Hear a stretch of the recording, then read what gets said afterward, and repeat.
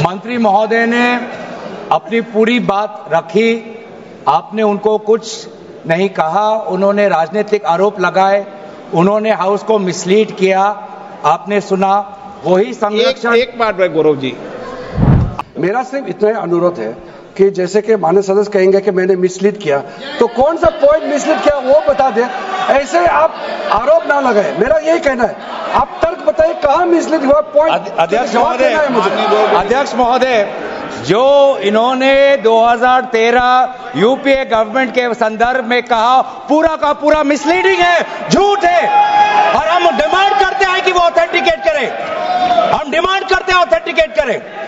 इसीलिए बार बार इन्होंने आरोप लगाए, बार बार इन्होंने भ्रम फैलाया।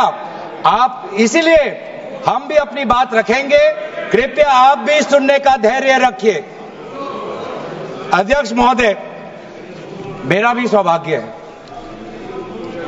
कि पिछले सदन में मैं अयोध्या राम मंदिर पर अपने पार्टी का मैंने अपना व्यू, अपने पक्ष रखा, और आज वक्फ संशोधन 2025 पर अपनी दल का और विपक्ष की तरफ से अपना पक्ष रखा, और अयोध्या राम मंदिर में भी और आज के वक्फ के संशोधन में भी मेरा एक ही मार्गदर्शक है, वो है भारत का संविधान। भारत का संविधान जो कहता है कि हमारा भारत में हर व्यक्ति को सामाजिक, आर्थिक और राजनीतिक न्याय, विचार, अभिव्यक्ति, विश्वास, धर्म और उपासना की स्वतंत्रता, और साथ साथ में यह कहता है कि व्यक्ति की गरिमा और राष्ट्र की अखंडता सुनिश्चित करने वाली बंधुता। ये बिल आज इस संविधान के इस जो मूल जो ढांचा है उस पर आक्रमण है, और इनकी जो पूरा जो भाषण था वो हमारे संविधान के इस मौलिक अधिकार पर, हमारे संघीय ढांचे पर एक आक्रमण था। आज इस सरकार का इस बिल के द्वारा 4 इनके मूल उद्देश्य। पहला मूल उद्देश्य है कि संविधान को कमजोर करना, टू डाइल्यूट द कॉन्स्टिट्यूशन। इनका दूसरा उद्देश्य है भ्रम फैलाना, to defame the minority communities of India. इनका तीसरा उद्देश्य है to divide the Indian society.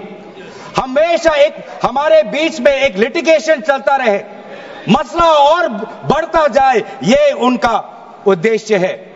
और चौथा इनका उद्देश्य डाइल्यूट, डिफेम, डिवाइड, और चौथा इनका उद्देश्य है to disenfranchise the minority communities. आज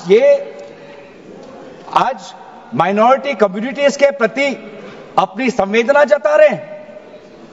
सर, कुछ हफ्ते पहले देश में विभिन्न जगहों में लोगों ने ईद की शुभकामनाएं एक दूसरे को दी, और क्या आपको पता है कहां इनकी डबल इंजन की सरकार ने लोगों को रास्ते पे ईद का नमाज भी पढ़ने नहीं दिया। और ये बात करेंगे,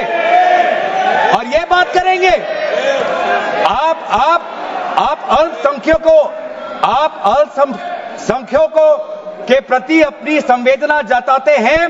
मैं पूछना चाहता हूं कि आपके लोकसभा में कितने एमपीज अल्पसंख्यक हैं? पहले उसका विवरण दीजिए और फिर हमें बताइए कि आपके दिल में कितना संवेदना है। सर, मेरा तो मैंने जिस दिन भी ये बिल इंट्रोड्यूस हुआ उस दिन भी आदरणीय मंत्री को मैंने सुना, और आज भी मैंने उनको सुना।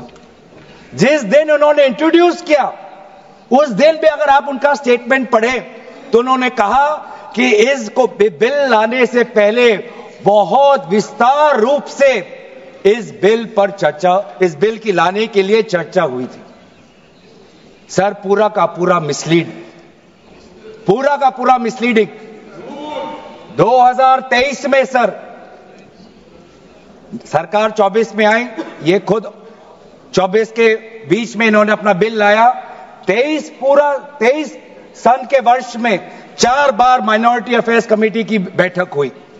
मुंबई में हुई 13 जुलाई, दिल्ली में हुई 21 जुलाई को, लखनऊ में हुआ 24 जुलाई को, दिल्ली में 2 बार हुआ 20 सितंबर और 7 नवंबर को। मैं आदरणीय सरकार से दरखास्त करूंगा कि इन 5 सरकारी मंत्री जो मीटिंग हुई मिनिस्ट्री ऑफ माइनॉरिटी अफेयर्स का, उनका मिनट्स टेबल पे रखे। एक भी मीटिंग में नया वक्फ अमेंडमेंट बिल चाहिए उसका जिक्र भी नहीं हुआ था, जिक्र भी नहीं हुआ। इनके मिनट्स हमारे पास, हमने देखे। जितने भी बार ministry of minority affairs meeting हुई, सब में वापसी पोर्टल को लेकर और विचार विमर्श हुआ था, लेकिन एक भी मीटिंग के माइन्यूट्स में एक भी स्टेटमेंट नहीं है कि हमें एक नया वक्फ अमेंडमेंट बिल चाहिए।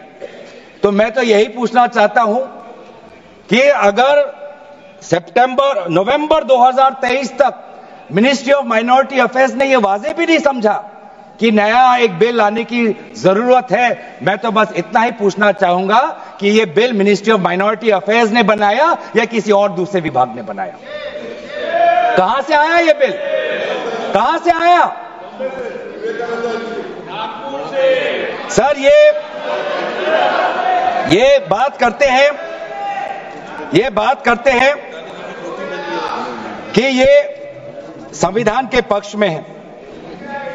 किस प्रकार से ये संविधान के विरोध में है, सर मैं बताना चाहूंगा। आर्टिकल, इसका जो क्लॉज 3RA है और 3R1 है। इसका 3RA क्या है सर?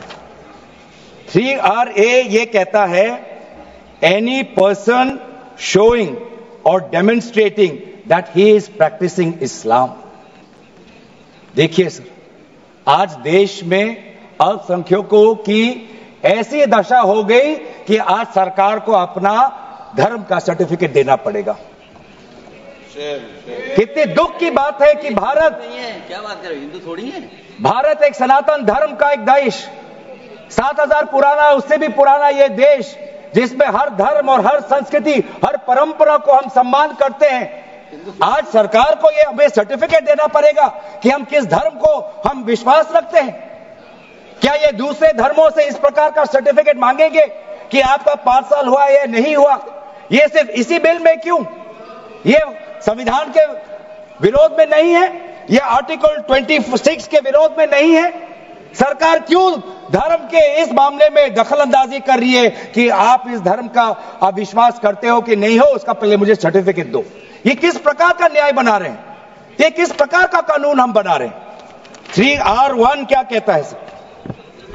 इनका 3R1 जो आज इन्होंने हटा ही दिया है,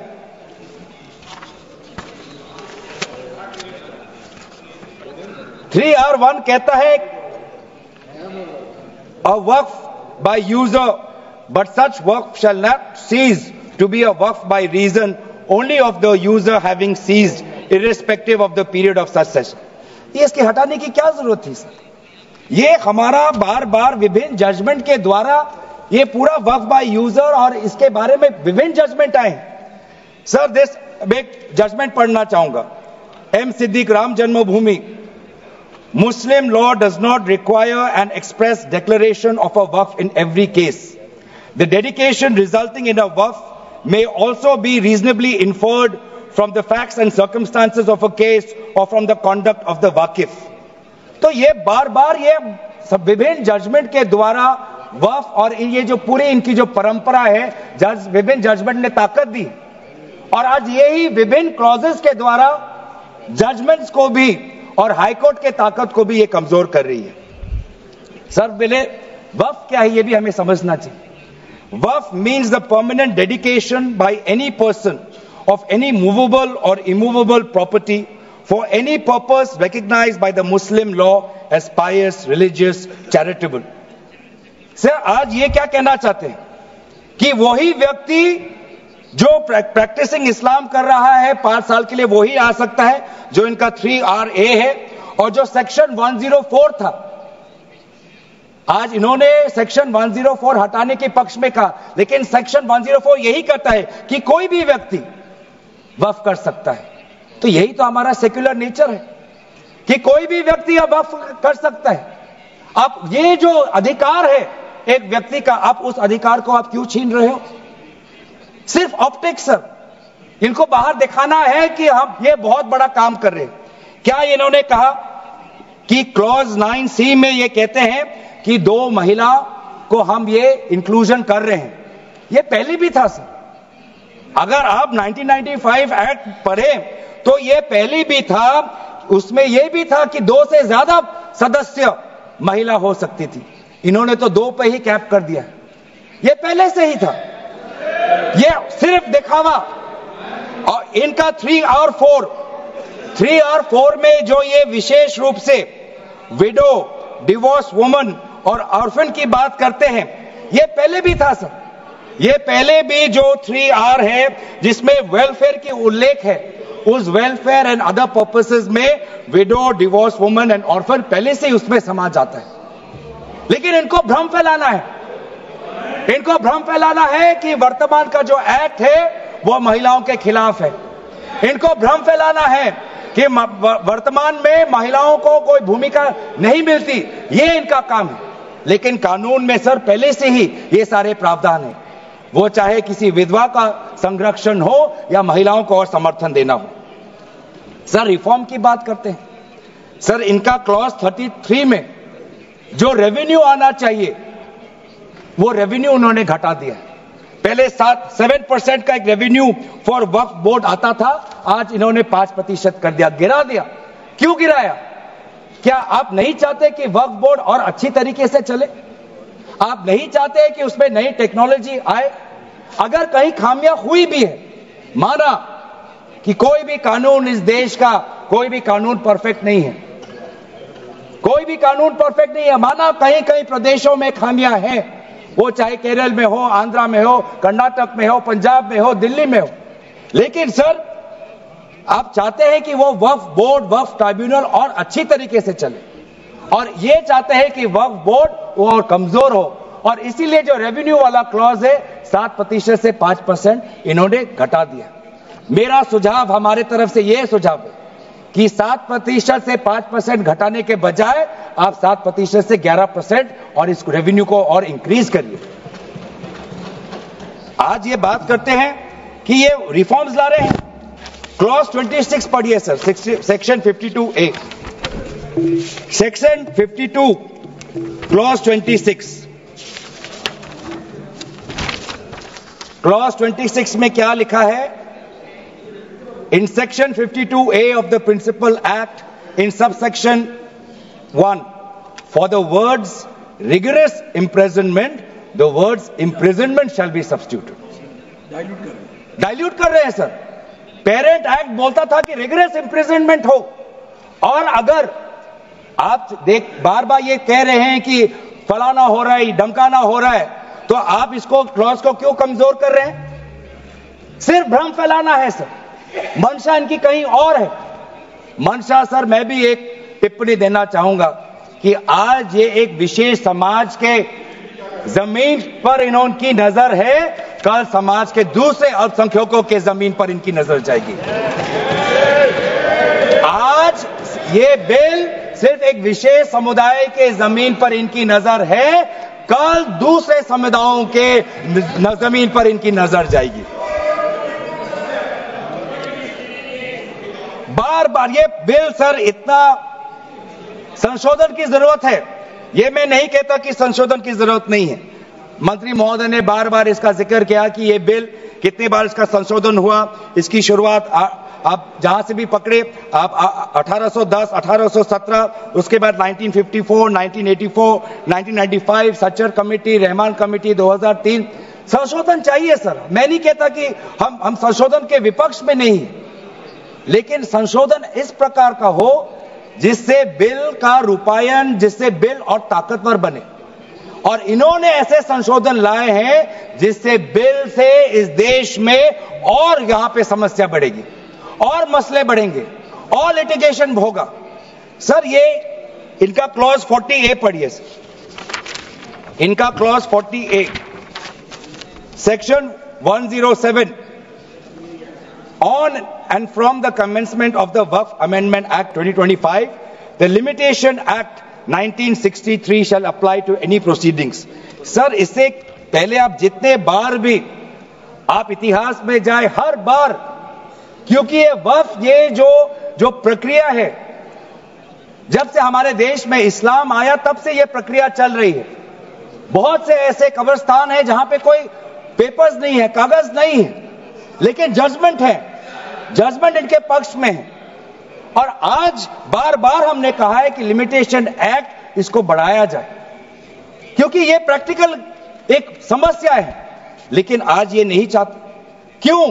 क्योंकि ये चाहते हैं कि अलग अलग देश के अलग अलग कोने में यहां केस लगे, वहां केस लगे, यहां केस लगे। तो जो भी हमारे यहां पे एक भाईचारा का एक वातावरण है, उस भाईचारे के वातावरण को ये तोड़ना चाहते हैं। ये इनके राजनीतिक उद्देश्य है। सर, ये बात करते हैं कि किस तरह से ये इन्होंने बोर्ड का डाइल्यूशन किया है। क्लॉज 44, क्लॉज 44 कहता है कि जो सेक्शन 110 है वो पूरी तरीके से हटा दिया है।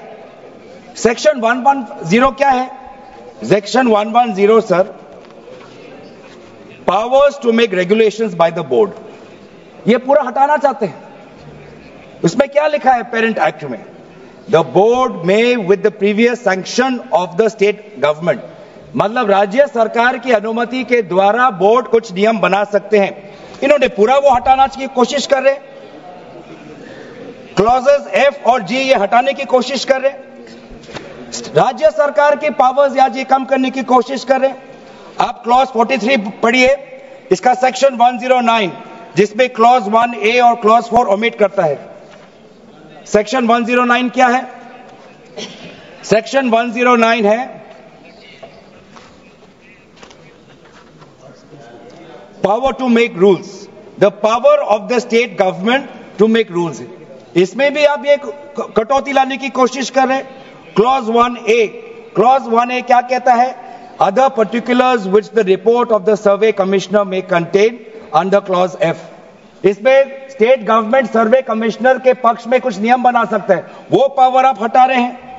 Clause 4, the manner of election of members of the board by means of a single vote, आप ये हटा रहे हैं।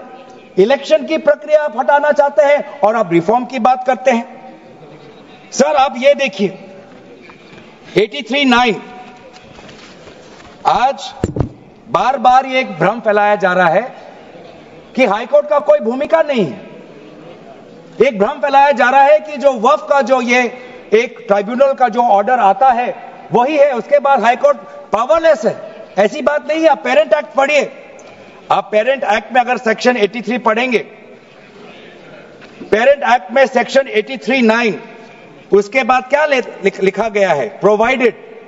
Provided that a high court में ऑन इट्स ओन मोशन और on the application of the board और any person aggrieved call for and examine the records relating to any dispute and may confirm or reverse the decision। ये power high court में parent act में है ही 2013 के संशोधन के बाद। तो क्यों बार बार आप ऐसा एक भ्रम फैला रहे हैं कि हाईकोर्ट का कोई रोल नहीं है? अगर कहीं अन्याय हुआ है, अगर कहीं अन्याय हुआ है, चाहे दक्षिण में हो, उत्तर में हो, उत्तर पूर्वांचल में हो, पश्चिम में हो, तो सेंट्रल गवर्नमेंट के पास वो पावर्स हैं। सेंट्रल गवर्नमेंट के पास under section 97 of the parent act आपके पास पावर है कि कहीं अगर नाइंसाफी हो तो वो आपके पास सेक्शन 97 के द्वारा आप स्टेट बोर्ड को आप डायरेक्शन दे सकते हो। मैं पढ़ूं 97,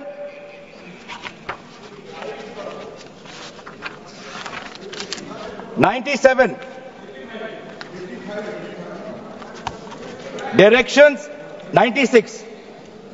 96 for the power of the central government to regulate secular activities of Waqf, powers 97 directions by state government subject to any directions issued by the central government under section 96. The state government from time to time give to the board such general or specific directions as the state government thinks fit। मैं जानना चाहूंगा, आपके बहुत जगह आपकी double engine की सरकार है, बहुत जगह आपकी डबल इंजन की सरकार है, कहीं कहीं आपकी सहयोगी दल की भी सरकार है। आपने पिछले 10 साल में कितने बार इस सेक्शन 97 का आपने इसका इस्तेमाल किया? कहीं भी आप अगर नाइंसाफी हुआ तो कितने बार अपने सेक्शन 97 का आपने इस्तेमाल किया, उसका बोलिए, फिर जाके बोलिए कि ये जो पेरेंट एक्ट है ये कमजोर एक्ट है।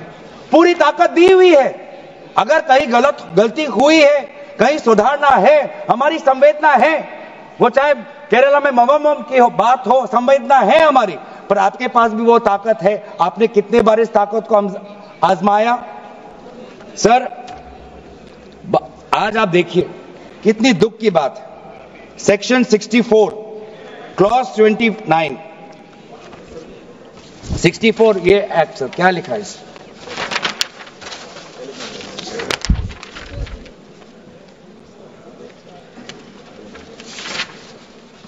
इसमें क्या लिखा है?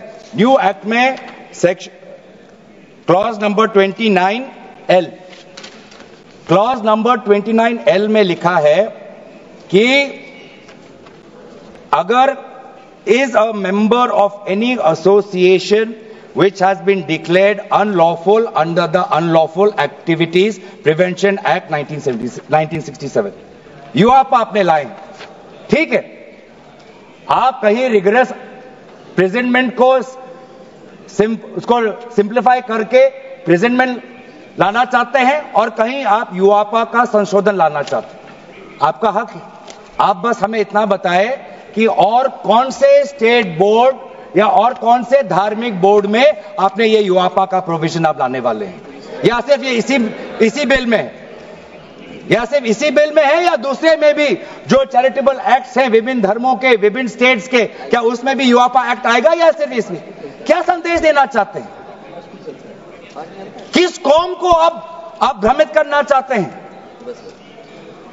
बार बार उस कौम को जिसने भारत की स्वतंत्रता की लड़ाई लड़ी है, उस कौम को जिसने 1857 में उन्होंने मंगल पांडे के साथ उन्होंने अपनी शहादत दी, आप उस कौम पर आप दाग लगाना चाहते हैं जिसमें लगभग 2 लाख उलेमा शहीद हुए, आप उस कौम पर दाग लगाना चाहते हैं जिन्होंने भारत छोड़ो आंदोलन में हमारा साथ दिया, आप उस कौम पर आप दाग लगाना चाहते हैं जिन्होंने 6 अप्रैल 1930 में दांडी मार्च का सपोर्ट किया, आप उस कौम पर आप दाग लगाना चाहते हैं जिन्होंने 1926 में ब्रिटिश के डिवाइड एंड रूल को खंडन किया, आप उस कौम पर आप दाग लगाना चाहते हैं जिन्होंने मौलाना हुसैन अहमद मदानी ने 1924 में कंप्लीट इंडिपेंडेंस की मांग की।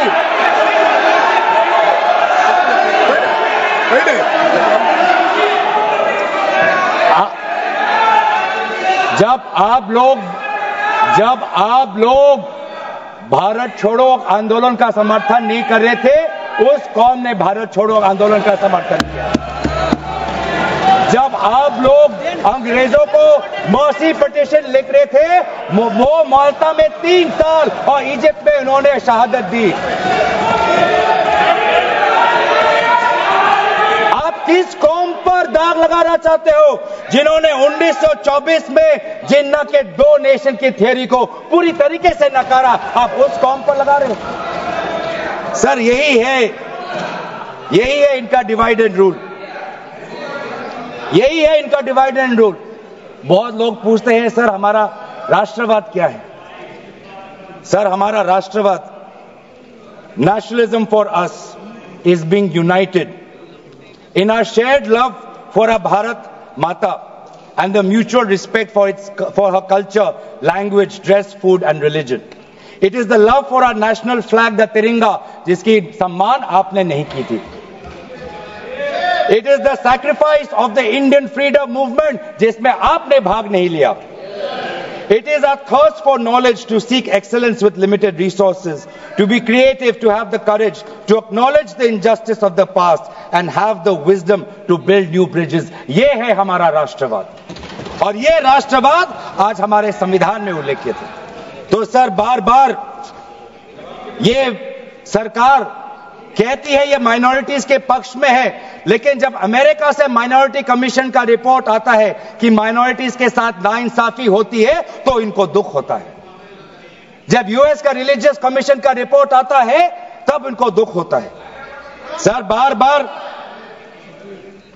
ये जो ऑप्टिक्स की बात कर रहे हैं, ये क्लॉज 42 सेक्शन 108A इन्होंने डिलीट कर दिया है। ये कहते हैं कि कैसे ओवरराइडिंग प्रिंसिपल कैसे आ सकता है। मंत्री महोदय को ओवरराइडिंग प्रिंसिपल से आपत्ति है। पहले सबके लिए सेक्शन 108 क्या है सर पढ़ लेते हैं, आपके लिए भी है, हम तो जेपीसी में थे।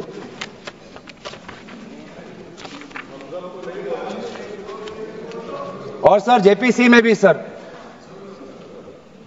दुख की बात करनी पड़ेगी सर कि जेपीसी में ये कहते हैं कि सबका इन्होंने राय सुना, लेकिन आपको भी पता है विपक्ष के द्वारा एक भी संशोधन को इन्होंने स्वीकार नहीं किया।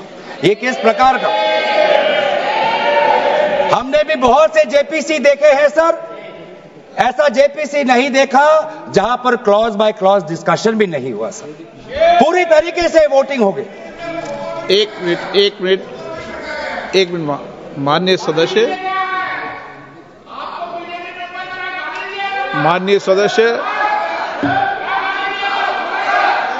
सदस्य इतना ध्यान रखें कि जेपीसी भी संसद का भाग होती है, इसलिए उसका भी ध्यान रखें। सर इन्होंने जेपीसी की बात की, अगर इन्होंने ये नहीं करते कि जेपीसी में बहुत विस्तार रूप से चर्चा हुआ तो मैं भी नहीं करता। इन्होंने उल्लेख किया इसलिए मैं करना चाहता हूं। इन्होंने उल्लेख किया कि बहुत से लोग आए जेपीसी में सर, ऐसे भी लोग आए जिनको वक्फ को लेकर उनका कोई जानकारी भी नहीं थी, कोई जानकारी नहीं थी सर, ऐसे भी आए सर। जेपीसी के मुद्दे हम बार बार हमने स्पीकर को चिट्ठी के द्वारा अवगत किया है, इसलिए हम उठा रहे हैं सर। इसमें 108A ये हटाना चाहते हैं जिसमें power to have overriding effect, लेकिन ये जो प्रिंसिपल है ओवरराइडिंग का सर, ये आज भी विभिन्न स्टेट एक्ट्स में ये है।